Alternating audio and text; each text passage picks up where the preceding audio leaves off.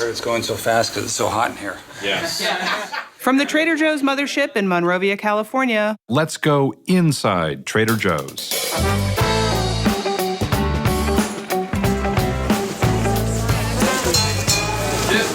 we're up to episode 3 of our 5-part series.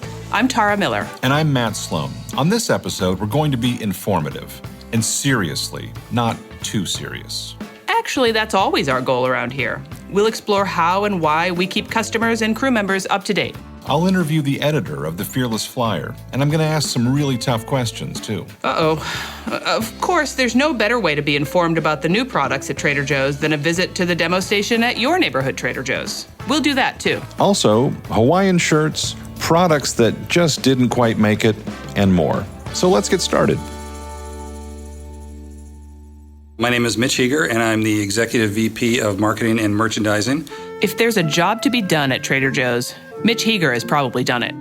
Been with the company a long time, been 40 years with the company. Started off sweeping the parking lot and mopping the floors and actually vacuuming the carpet in the store, but started off as a box boy.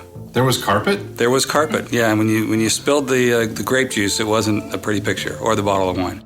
We used to have some really long wine tastings, and the tastings were very different back then, and Were these drinkings or tastings? Well, they were tastings, and it's not about having a lot to drink. It's about really having some great discussion and having an ability to learn from people that could teach other crew members in the store. So, yeah, there's probably some stories that I probably shouldn't share. Our business has changed so much that, where we might have opened up 12 bottles of wine and tried them and compared and discussed. Now a store may try a bottle of wine and a bunch of other products so they can learn on all the products in the store and that the focus isn't as much on wine. Which really sets up in terms of this idea that we think of ourselves as wanting to be informative. We want to be an informative retailer. We like to talk to our customers, just seeing if they need some help, they're looking for something, they want some information on a product. We're here at the Trader Joe's in Sherman Oaks, California. We are producing a podcast that's just all about Trader Joe's. And a big part of Trader Joe's are the people who shop here. To be honest, I only started shopping at Trader Joe's this past year. So I always ask, hey, where's this or where's that? And not only do they tell you where it is, but they show you. So, which is, I really like that. Unlike when you go to, you say, hey, where's this? Or like aisle 5. Here you say, where can I find my almond butter? And they'll direct you and walk you and give you recommendations on which is the best one. So I really like that.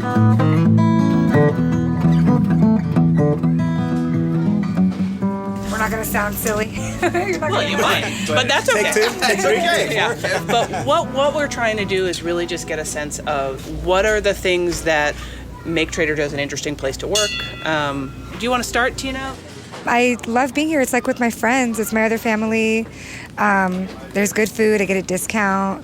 I laugh every time I come. It is nice to help people. It's amazing how much some people don't know and some people do know. Like some people don't know that our sliced turkey is ready to eat.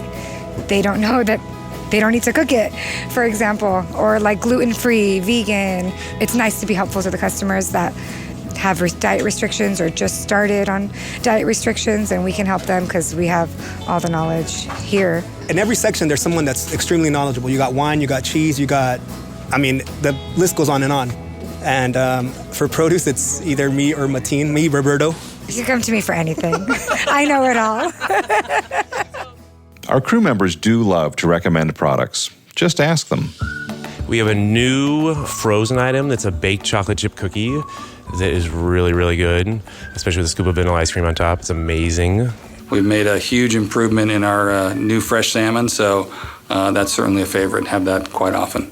And my favorite product at Trader Joe's is Charles Shaw wine. Why? And it's because it's our customer's favorite product. I think my current favorite would probably be our spatchcock chicken. I've been cooking that a lot lately on the barbecue. It's very good. Right now, I would have to choose the Icelandic strawberry yogurt that we have. Oh, I can't stop eating it. It's so addicting.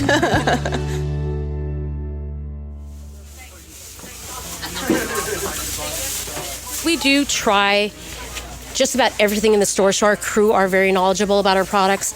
We try to have a tasting once or twice a week, and our crew get an opportunity to not only fill their bellies, but their minds, so they're able to pass on that information to our customers.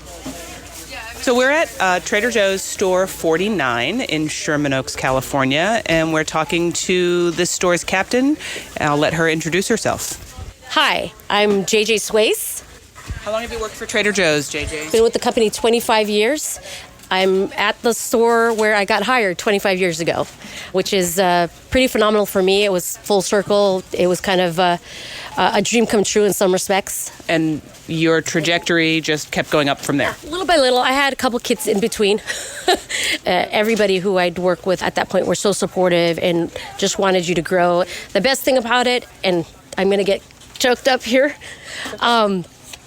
is that no one ever told me that there was an obstacle or I couldn't do it. It's so weird. It's okay. It's okay. This is okay. This is real. This is how you feel. That I was pushed and made me feel like I can accomplish anything. They promoted me, pushed me on, gave me direction, and always said keep going. So and that's the direction I went. Is there anything that we didn't ask about Trader Joe's or about you and your life at Trader Joe's and how it's impacted you? Well, I hope I can put this in a nutshell, but it has changed my life. It's giving me opportunity. It's giving me security. It's giving me hope in people. There's nothing standing in my way to achieve anything I want to achieve. Same thing for every single one of our crew members. You know, no matter what race, creed, religion you are, nothing ever stops you from achieving those goals if they're really your goals and you want to achieve them. You got to put some work into it. Absolutely. It's not easy. None of it's easy. It shouldn't be easy if it's worth it. It's definitely worth it.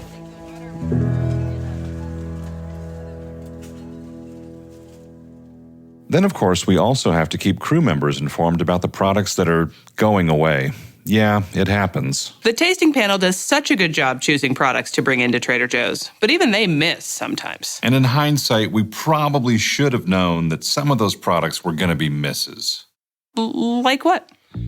Well, like all good things that sound great on paper, or even when you're thinking about it, Laplander cuisine soup just is necessarily tricky stuff. So we had a line of soups that were cuisine from the land of the midnight sun.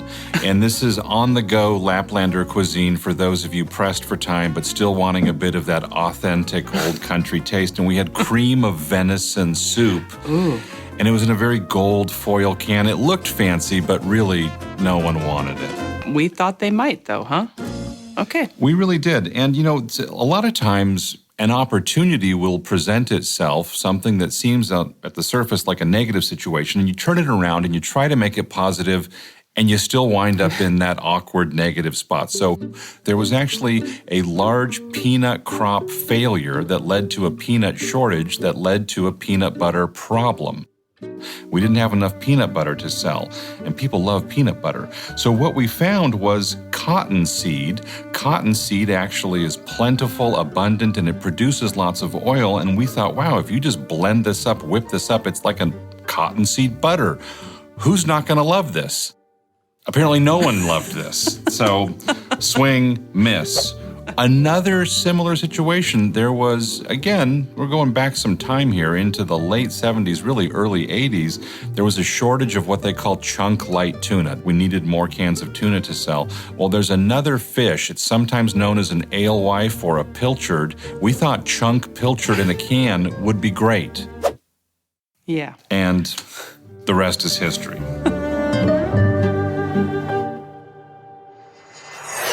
And so this actually just also in from the mailbag here, we get this, a lot of crew members get this question, how many Hawaiian shirts do you have? I'm not sure I can provide a count, but my closet has changed dramatically in the time that I've been with Trader Joe's. It used to be all like, gray and blue suits, and now it's like the brightest colored Hawaiian shirts you could possibly find are in my closet. And about once a year, I make a donation to a nice charity of Hawaiian shirts. So, Matt, how many Hawaiian shirts do you own?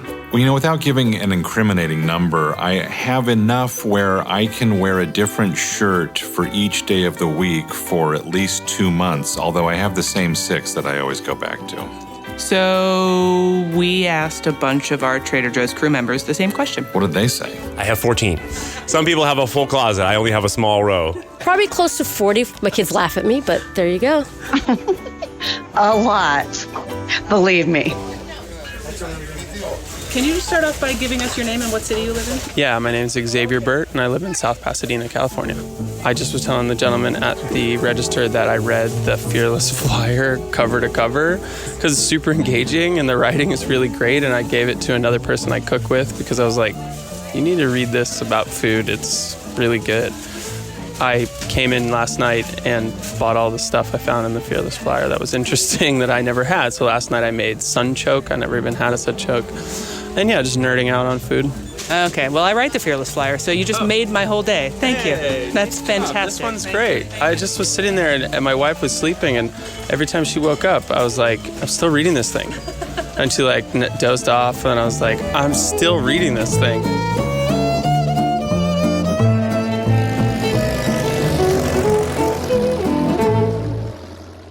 Yes, lining bird cages near you. It's the Fearless Flyer Show. So, Tara, what is the Fearless Flyer? The Fearless flyer is Trader Joe's main way of talking to our customers. We call ourselves a store of stories, and the Fearless flyer is that idea made manifest on paper.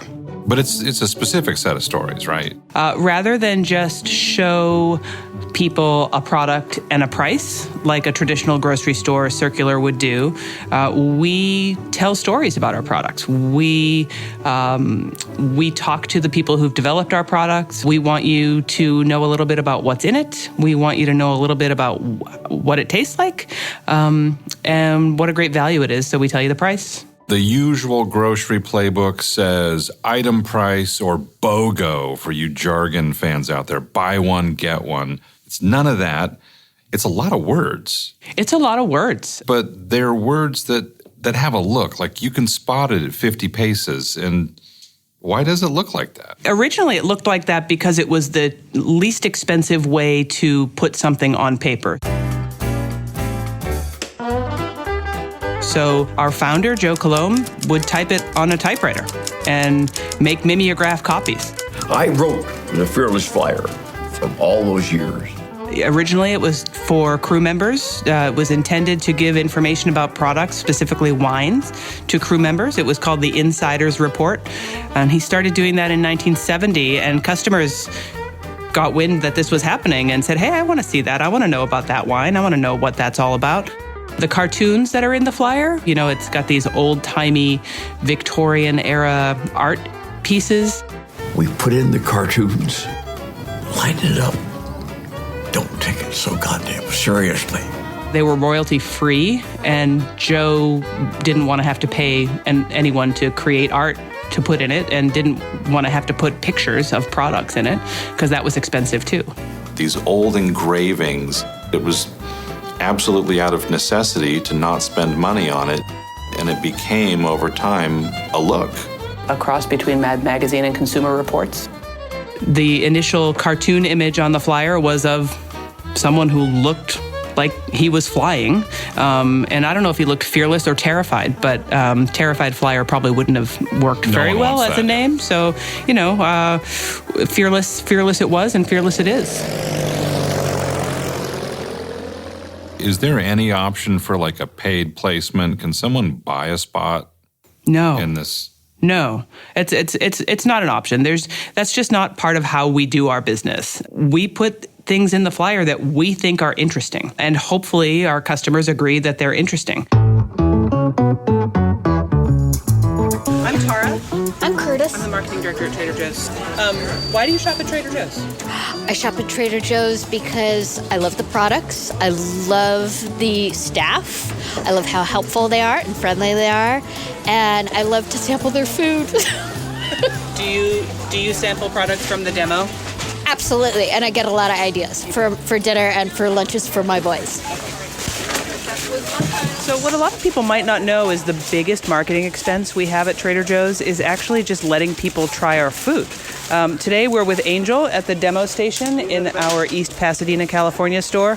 What's for lunch, Angel? Ooh, today we've got a little beef brisket. This is the corned beef brisket on rye bread with mustard, little cabbage, and Swiss cheese.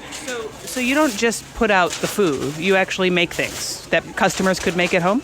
Yeah, that's what we're striving to do. We're looking for ideas, for inspiration, things that are easy and that they could do for themselves at home real quick. I've got a tasty sample for you here. You're very welcome to try, guys. Please have a taste. I'm so full. Good afternoon, miss. How are you? This is actually a little sandwich we made with our corned beef. Not bad, huh? You want to try some grapes too? Because they're really crunchy and good. That is very tasty, thank you. Thank you, sir. You need a glass of wine next time, too, buddy. Hey, I'll work on it. Ray Miller at our original Trader Joe's in Pasadena, California, was one of the first crew members to work the demo station. Well, in the early days, before we had potato salad, I brought out my potato salad, and I was quite proud of that. Unfortunately, it's not on the shelves, but I thought it was delicious, and the people used to love to have it when I would do that. At the demo station, you never know what you're going to be. You may be a nurse, you may be a secretary, you may just be a counselor. You know, we are many things back there because everybody comes to the table, as the bishop would say, from a different place of enlightenment, and we just have to deal with the situations as they come, you know?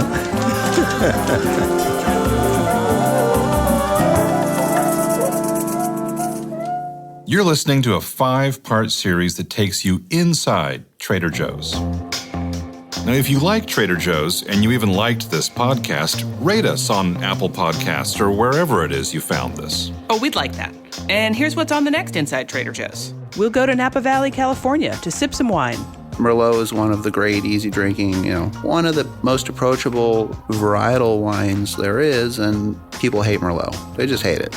I don't want Merlot. Merlot's dead to me. You sound like a jerk if you order Merlot, yeah, right? If you order Merlot, you don't know what you're doing. You're a complete loser. The store is our brand. The store is our brand. People can't understand, why aren't you selling products online? And just to be clear, we are not spying on you. We don't have access to your data at Trader Joe's because we don't have any data on you. See my other friends that don't work for the company and the things they complain about or how they don't have friends at work, and and they don't get to drink wine at work or eat cheese. I fit in, right? That's on the next Inside Trader Joe's.